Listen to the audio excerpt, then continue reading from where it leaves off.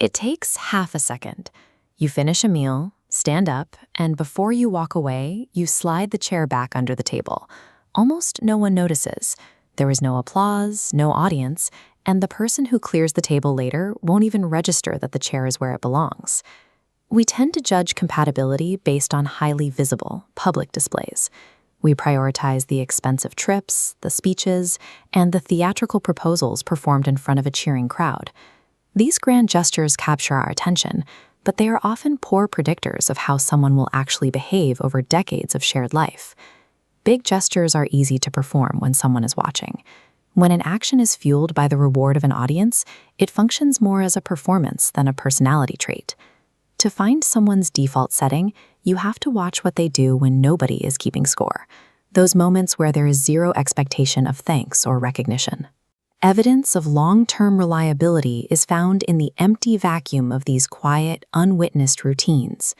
Pushing a chair back in is the visible tip of a larger disposition, the tendency to notice the state of a shared space and keep it in order.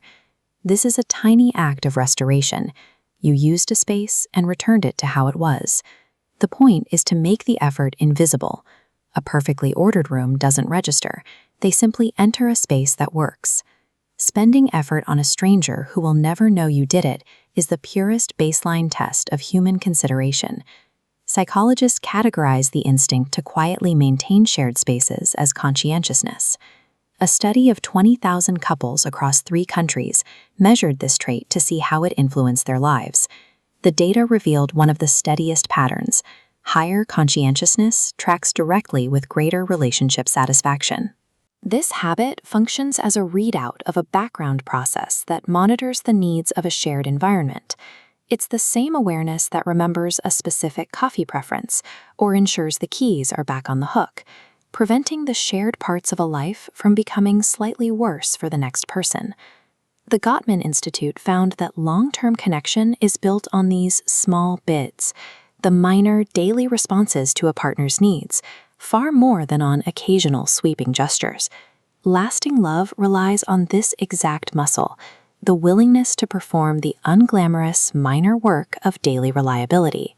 However, a drive to keep every space perfectly orderly isn't always a sign of healthy consideration.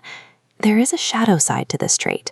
It can tip into rigidity, where consideration is replaced by a compulsive need for control or an inability to tolerate even a slight mess.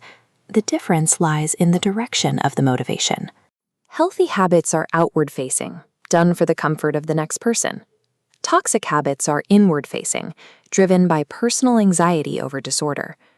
The pushed-in chair is only a meaningful metric if it is done to make the room right for others, not just to satisfy a personal need for symmetry. In this context, the pushed-in chair is the smallest visible unit of human empathy.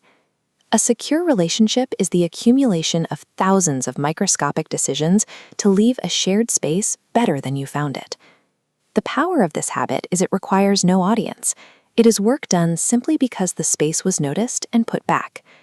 Real romance is the consistent exercise of that muscle, the willingness to do the unwitnessed work that keeps a shared life functioning.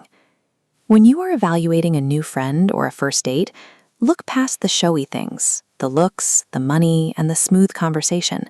Watch instead for the automatic, unrewarded habits that occur when they think nobody is watching.